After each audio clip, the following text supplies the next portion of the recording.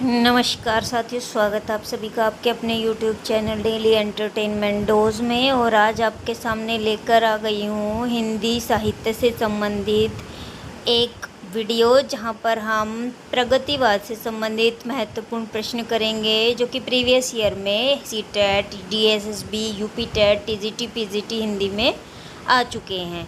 तो आज की जो वीडियो है वो बहुत ही महत्वपूर्ण रहने वाली है। आइए शुरू करते हैं आज की वीडियो। सबसे पहले जो हमारा प्रश्न रहेगा वो रहेगा, प्रगतिवाद की शुरुआत किस वर्ष से मानी जाती है। सबसे पहला ही क्वेश्चन यहाँ पर हमारा जो है वो इम्पोर्टेंट है, क्योंकि यहाँ पर वर्ष पूछा जाता है। कल जो हमारा TGT हिंदी का DSSB का एग्ज़ाम हुआ था, वहाँ पर भी बहुत सारे ऐसे क्वेश्चन आए थे, जहाँ पे 7 से 8 क्वेश्चन ऐसे थे जहाँ पर हमसे वर्ष सन पूछा गया था किसी रचना का, या जैसे प्रगतिवाद का, आदिकाल का, इस तरीके से। तो आपको करना पड़ेगा ये क्वेश्चंस अच्छे से, ध्यान से इनको याद करना है। तो यहाँ पर जो हमारा प्रगतिवाद का जो काल है, वर्ष है, वो रहेगा 1936। ऑप्शन ए हमारा यहाँ पर सही रहेगा। यहाँ पर 1936 में प्रेमचंद के लखनऊ में दिए गए प्रगतिशील लेखक संघ के उद्घाटन और भाषण से मानी जाती है इसकी शुरुआत। नेक्स्ट क्वेश्चन है हमारा, प्रगतिशील लेखक संघ का प्रथम अधिवेशन कहाँ हुआ था। ऑप्शन है हमारे दिल्ली, लखनऊ, मुंबई, इलाहाबाद। तो यहाँ पर जो हमारा उत्तर रहेगा वो रहेगा ऑप्शन बी, लखनऊ। यहाँ पर जो है अधिवेशन हुआ था 1936 में, जो कि प्रेमचंद की अध्यक्षता में हुआ था। इम्पोर्टेंट क्वेश्चन है, कई बार एग्ज़ाम में पूछ लिया जाता है कि बताइए प्रगतिशील लेखक संघ के अधिवेशन में अध्यक्ष कौन थे। ये क्वेश्चन भी एग्ज़ाम में आया हुआ है प्रीवियस ईयर में, तो आप इसको ध्यान से एक बार देख लेंगे। नेक्स्ट क्वेश्चन है हमारा, प्रगतिवाद की प्रमुख विशेषता क्या है। इसी तरीके से क्वेश्चंस आज कल जो एग्ज़ाम हुआ था TGT हिंदी का, उसमें पूछे गए थे प्रगतिवाद से संबंधित विशेषताएं, प्रयोगवाद से संबंधित, आदिकाल से संबंधित विशेषताएं। तो आपको डिटेल से आप अपना जो टॉपिक है उनको पढ़ के जाना है एग्ज़ाम में।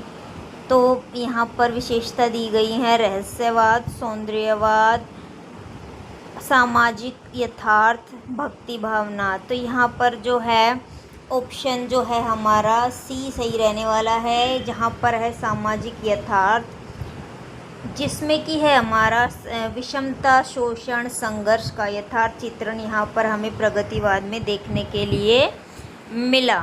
नेक्स्ट क्वेश्चन है हमारा, गोदान किस युग की रचना है। तो हम सबको पता है ये रचना हमारी प्रगतिवाद की है, और गोदान एक बहुत ही महान साहित्यकार प्रेमचंद जी का उपन्यास है, और ये उपन्यास आपको ज़रूर पढ़ना चाहिए। इससे आपको बहुत कुछ सीखने के लिए मिलेगा, और आप समझ पाएंगे कि पहले कैसे जो है कृषक समाज को जो दबाया जाता था, कैसे उनका जीवन होता था। नेक्स्ट क्वेश्चन है हमारा, तार सप्तक किस युग से संबंधित है। इम्पोर्टेंट क्वेश्चन है। तो ये तार सप्तक जो है हमारा ऑप्शन बी, प्रयोगवाद से संबंधित है, और प्रयोगवाद की का शुरुआत का प्रतीक है तार सप्तक, और प्रगतिवाद से इसका संबंध नहीं है। प्रयोगवाद से संबंध है, प्रगतिवाद से इसका संबंध नहीं है, ध्यान रखना आपको, ठीक है। इसके बाद हमारा जो नेक्स्ट क्वेश्चन है वो है, प्रगतिवाद में किस विषय की प्रधानता होती है। तो ऑप्शन हमारा यहाँ पर सी सही रहने वाला है, सामाजिक विषमता और वर्ग संघर्ष यहाँ पर हमारा सही उत्तर रहेगा, क्योंकि यहाँ पर व्याप्त जो अन्याय, गरीबी, बेरोजगारी जैसे यथार्थ पक्षों को उजागर किया जाता, कहाँ पर, प्रगतिवाद के अंतर्गत, ठीक है। नेक्स्ट क्वेश्चन है, ठाकुर का कुआं किसकी रचना है। तो भाई ठाकुर का कुआं हम सभी जानते हैं, मुंशी प्रेमचंद, जो कि महान साहित्यकार, महान उपन्यासकार थे, उनकी एक रचना है, एक कहानी है, सॉरी, ठीक है। और जो अस्पृश्यता और सामाजिक भेदभाव पर आधारित है। यहाँ पर जो ठाकुर का कुआं है यहाँ पर एक आदमी की मृत्यु तक हो जाती है, लेकिन नीच जात का होने के कारण उसे जो है जमींदार लोग अपने कुएं से पानी नहीं भरने देते हैं। तो यही कहानी यहाँ पर प्रेमचंद जी ने दिखाई है कि कैसे यहाँ पर सामाजिक भेदभाव होता था। नेक्स्ट क्वेश्चन है हमारा, झूठा सच उपन्यास किसका है? तो ये हमारा जो उपन्यास है ऑप्शन ए यशपाल जी का है। और यहाँ पर भारत विभाजन की त्रासदी का बहुत अच्छे से यहाँ पर वर्णन किया गया है, जो उस समय भारत विभाजन हुआ था।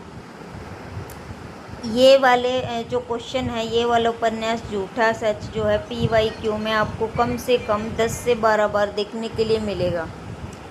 इम्पोर्टेंट है ये। नेक्स्ट क्वेश्चन है हमारा, सूरज का सातवां घोड़ा किसकी कृति है? मोस्ट इम्पोर्टेंट है, ये भी एग्ज़ाम में बार बार पूछी जाने वाली रचना है। तो ये जो रचना है हमारी धर्मवीर भारती, ऑप्शन बी यहाँ पर सही रहेगा हमारा उत्तर। और यह एक प्रयोगधर्मी रचना है। इसमें प्रेम के सामाजिक स्वरूपों का विश्लेषण किया गया है। इसके अंदर क्या है ये आपको अच्छे से टॉपिक इसका ज़रूर पढ़ के जाना है हर रचना का, क्योंकि एग्ज़ाम में अब डायरेक्ट रचना ना पूछ करके उसकी विशेषता पूछ ली जाती है, या इसके अंतर्गत किस चीज़ का वर्णन किया गया है, इस तरीके से क्वेश्चन ज़्यादा पूछे जा रहे हैं।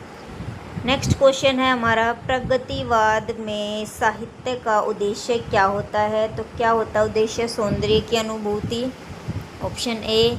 जीवन की कल्पना, ऑप्शन बी। सामाजिक सुधार, ऑप्शन सी। और आत्मानुभूति, ऑप्शन डी। तो यहाँ पर हमारा उत्तर जो रहेगा वो रहेगा ऑप्शन सी, सामाजिक सुधार। क्योंकि प्रगतिशील साहित्य का उद्देश्य जो होता है समाज को जागरूक बनाना और सुधार की दिशा में प्रेरित करना, यही इसका उद्देश्य होता है। उद्देश्य भी पूछ सकते हैं आपसे कि बताइए प्रगतिवाद के में जो साहित्य लिखा जाता है उसका उद्देश्य क्या होता है, उसको डिटेल से भी पूछा जा सकता है ऑप्शंस के द्वारा।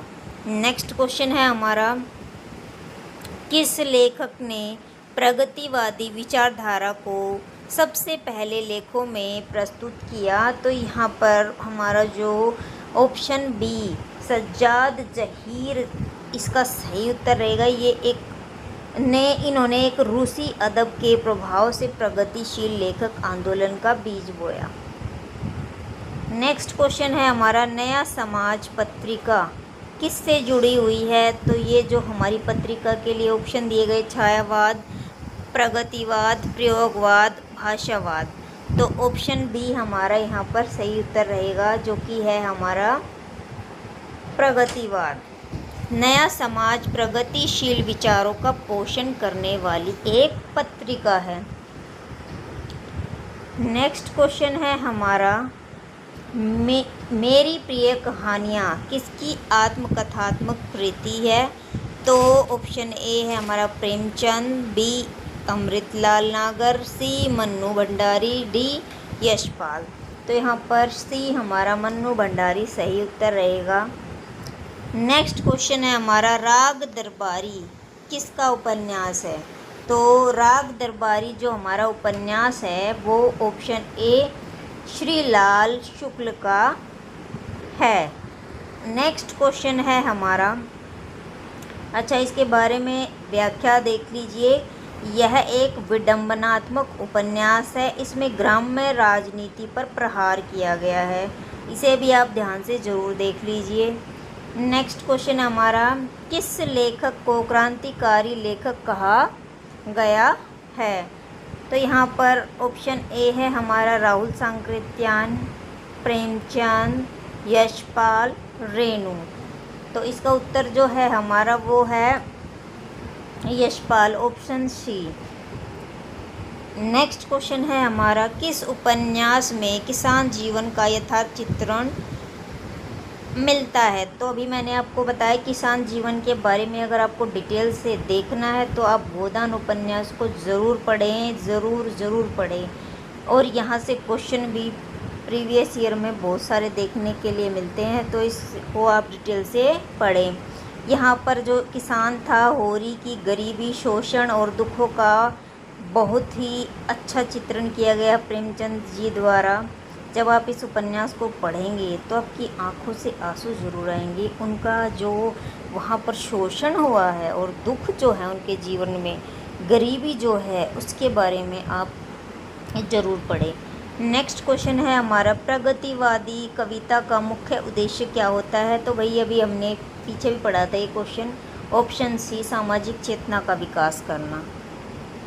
नेक्स्ट क्वेश्चन है, रक्त और अश्रु किसकी रचना है? तो रक्त और अश्रु जो है हमारी रामधारी सिंह दिनकर, ऑप्शन बी, इनकी रचना है। यह काव्य संग्रह दिनकर की प्रगतिवादी प्रवृत्ति को दर्शाता है। इसमें क्रांति, विद्रोह और समानता का भाव व्यक्त होता है। नेक्स्ट क्वेश्चन हमारा, पिंजरे की उड़ान किसकी आत्मकथा है? तो भाई पिंजरे की उड़ान हमारी मन्नू भंडारी की रचना है और यह एक महिला प्रगतिशील लेखक की आत्मकथा है जिसमें समाज और स्त्री की स्थिति पर दृष्टि डाली गई है। नेक्स्ट क्वेश्चन हमारा, प्रगतिवादी लेखक किस साहित्यिक प्रवृत्ति का विरोध करते हैं? तो भाई किस साहित्यिक प्रवृत्ति का विरोध करते हैं? तो ये है हमारा रहस्यवाद और सौंदर्यवाद, दोनों का ही यहाँ पर विरोध किया जाता है। ठीक है, यथार्थवाद दृष्टिकोण को ये अपनाते हैं और रहस्यवाद और सौंदर्यवाद को, इन दोनों को दूर करते हैं। नेक्स्ट क्वेश्चन हमारा, किसे हिंदी का मार्क्स कहा जाता है? तो उत्तर है हमारा यहाँ पर ऑप्शन ए, राहुल सांकृत्यायन को जो है समाजवादी विचारधारा और चिंतन के कारण हिंदी का मार्क्स कहा जाता है। नेक्स्ट क्वेश्चन है, बलचनामा इम्पोर्टेंट है ये रचना। उपन्यास का विषय क्या है? देखो विषय पूछ लिया गया है यहाँ पे, रचनाकार ना पूछ के किस, रचनाकार पूछे तो नागार्जुन और इसका विषय पूछे तो किसान जीवन। ठीक है, और यहाँ पर किसान की पीड़ा और संघर्ष को उजागर किया गया है बलचनामा में, जो कि नागार्जुन द्वारा लिखा गया उपन्यास है।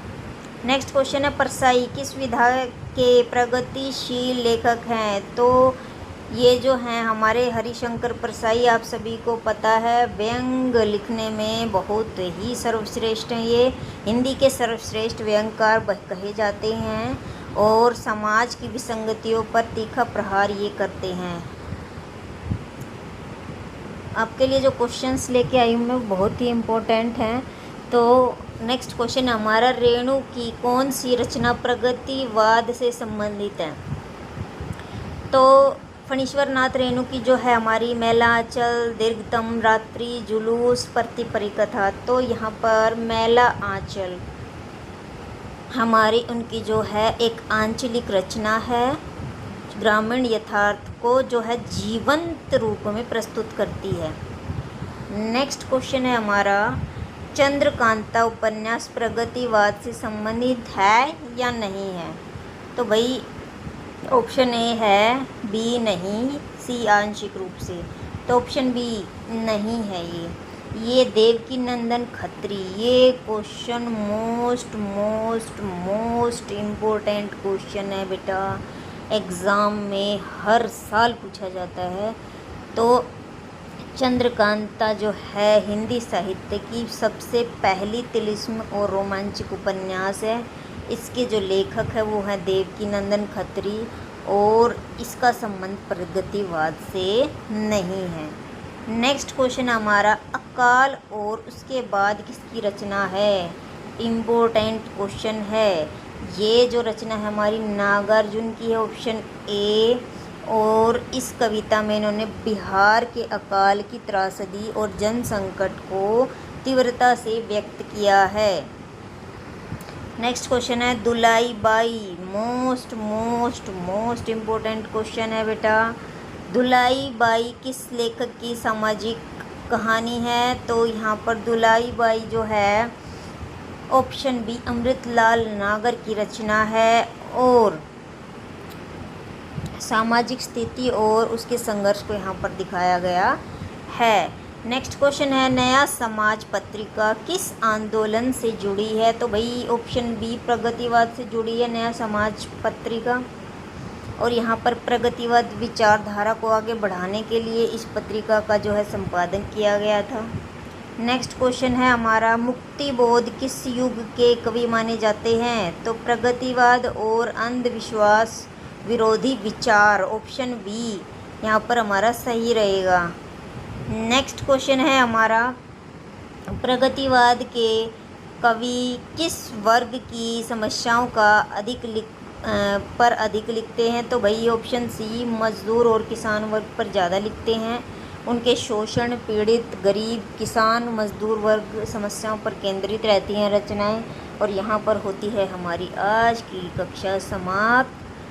आशा करती हूँ आज की कक्षा आपको पसंद आई होगी। आज मैंने आपको मोस्ट इम्पोर्टेंट जो क्वेश्चंस थे वो कराने की कोशिश की है, प्रयास किया है। आशा करती हूँ आपको ये क्वेश्चंस अच्छे लगेंगे। मिलते हैं नेक्स्ट वीडियो में, तब तक के लिए धन्यवाद।